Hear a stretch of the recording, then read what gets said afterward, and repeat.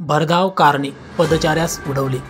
35 वर्षीय तरुणाचा मृत्यू. धावडा येथील अजिंठा बुलढाणा महामार्गावरील घटना सीसीटीव्ही कॅमेऱ्यात कैद.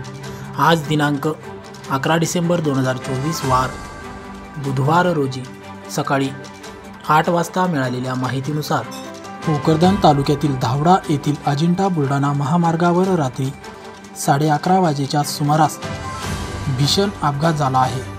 यावेळी अजिंठ्याकडून बुलढाणाकडे भरधाव वेगात जाणाऱ्या स्विफ्ट कार क्रमांक MH 28V1661 या कारने धावडा येथील रहिवासी असलेल्या 35 वर्षीय तरुण दिलीप सनानसे याला तो रोडने पायी जात असताना उडवून दिले आहे.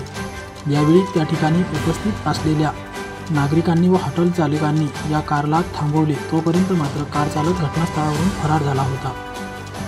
यावेळी अपघातात जखमी झालेल्या दिलीप सनानसेला काही नागरिकांनी बुलढाणा येथे उपचारासाठी नेत असताना त्याचा रस्त्यातच मृत्यू झाला आहे. या कारवर शिवसेनेचा लोगो असून ही कार शिवसेना पदाधिकारी असल्याची परिसरात चर्चा होत आहे. मात्र या अपघातामुळे परिसरात हळहळ व्यक्त केली जात आहे.